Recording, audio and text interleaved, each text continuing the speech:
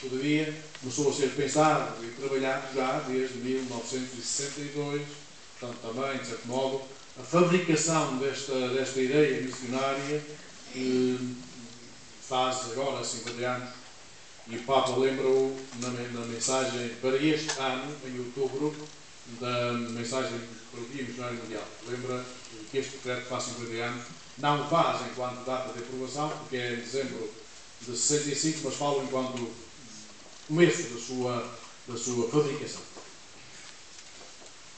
Queria dizer-vos ainda que, depois deste lançamento, conciliar da Igreja Missionária por Natureza, João Paulo II teve primeiro em Nova Luta, em Cracóvia, na Polónia, e depois em Porto Príncipe, no Haiti, na abertura da 5ª Conferência do Episcopado Latino-Americano, algumas afirmações fortes sobre a chamada nova evangelização. Está aqui no fundo, no lado.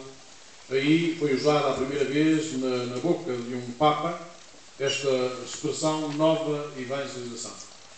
Já tinha sido usada no Episcopado Latino-Americano desde 70 e pouco, mas na boca do Papa surge a primeira vez em Nova Luta, na Polónia, em 9 de junho de 1979, depois em Porto Príncipe, no Haiti, em 9 de março de 83, esta expressão nova evangelização.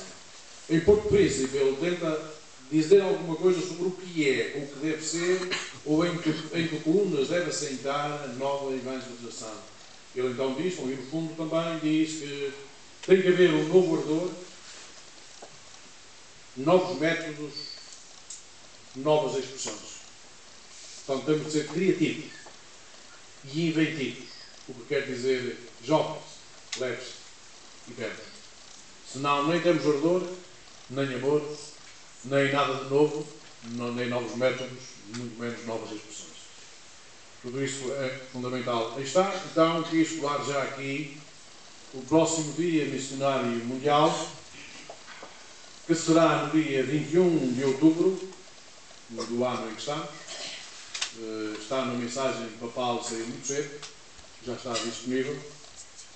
Intitula-se, tem este tema, fundo, chamados a fazer resplandecer a palavra da verdade, que de resto é retirada da sua carta A Porta da Fé, e tirei aqui, como fundo, uma das expressões que me parece mais fortes dessa mensagem do Papa para o próximo Dia Missionário Mundial.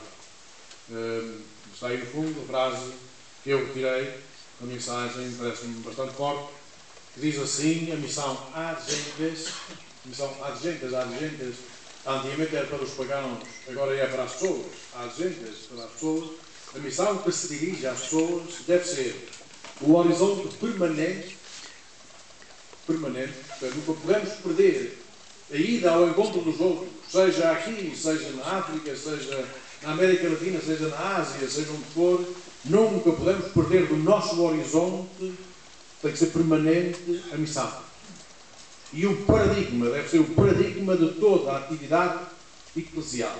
Note um texto fortíssimo, a missão às gentes, o sair para fora de mim, o ir ao encontro dos outros, deve ser o paradigma de toda, não é de alguma, é de toda a atividade eclesial.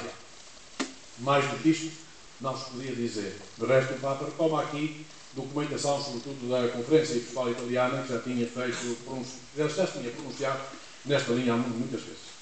Mas está aqui uma frase fortíssima, que serve de um enunciado para que cada um de nós perceba bem que ser cristão e ser missionário não são duas coisas. É uma única coisa. Ser cristão é, por natureza, ser missionário. E então, se é ser missionário, compreende-se que toda a vida da Igreja, toda a vida eclesial, toda a vida cristã é eu sair de mim e ir ao encontro do outro. É isso, essencialmente. Sair de mim, isto é, dos meus interesses, dos meus projetos, dos meus instintos, dos meus gostos, e ir ao encontro do outro para servir o outro. Sobretudo para lhe dar a alegria, a graça, a bondade de Jesus Cristo e do Pai, desse amor frontal do Pai que nos ama.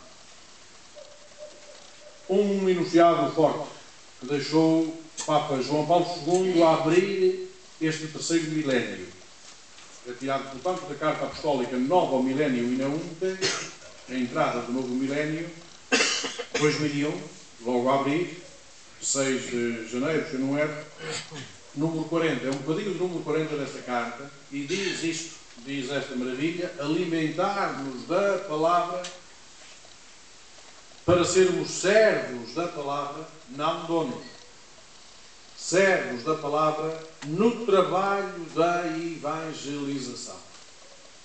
É todo o trabalho que está à nossa frente. Depois, acrescenta ainda isto: esta é seguramente uma prioridade para a Igreja no início do novo milénio. Se o era em 2001, em 2011 é o seguramente mais. E todos temos a noção exata desta dimensão. Não só de nós nos alimentarmos da palavra e vivermos da palavra, mas também de que a palavra de Deus é sem dúvida o ponto forte de qualquer trabalho de evangelização, e isto é prioritário. Não podemos esquecer isto. Porque não podemos ficar fechados na igreja paroquial, no salão paroquial ou na sacristia. Definitivamente. Temos de ir ao encontro das pessoas lá onde elas estão. Onde elas estiverem. Temos de ir ao encontro das pessoas. Era o que fazia Jesus Cristo. Tinha de vos apresentar este texto, que é a primeira catedral da Igreja nascente. Da Igreja que brota ainda quase dos lábios de Jesus Cristo. Quando digo primeira catedral, já estão a perceber que não estou a falar de uma igreja de pedra, ou de uma igreja bonita, de pedra bem trabalhada e bela, como a Catedral da Sé de Porto, ou de Braga, ou de Lamego, ou outra. Não é nada disso. Verão que é completamente diferente. Leio um pequenino texto que está aí diante de vós, de Atos 2, 42 e 44 só, 2 versículos só, ainda que pudéssemos ler 2, 42 a 47, ou qualquer um dos outros dois textos que estão aí citados, mas leio só isto.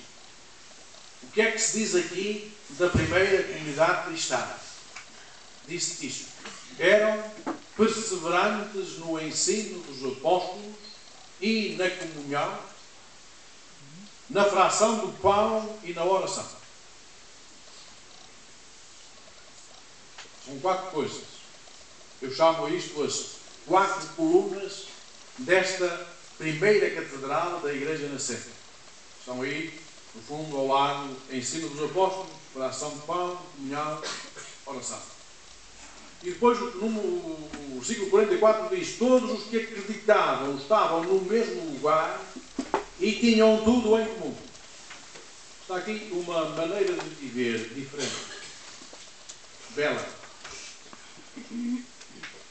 Bela, como se fosse uma casa de família, em que nós temos tudo em comum, somos amigos uns dos outros e partilhamos esta amizade, como partilhamos o pão, partilhamos a alegria, partilhamos a dor, partilhamos o que temos.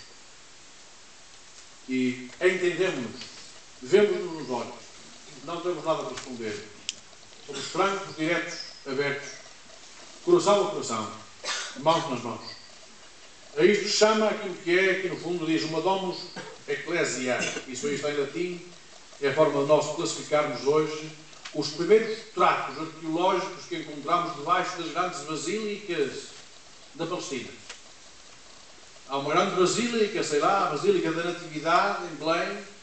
Escavando, lá no fundo está aquele retângulo de 12 metros, 30 por 3,5 metros, que é aquele estábulo onde, com toda a probabilidade, Jesus nasceu.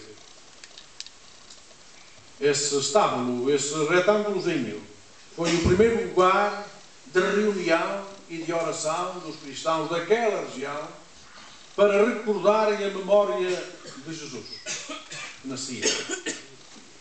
Isso chama-se uma casa-igreja. Domus Ecclesia. Casa-igreja.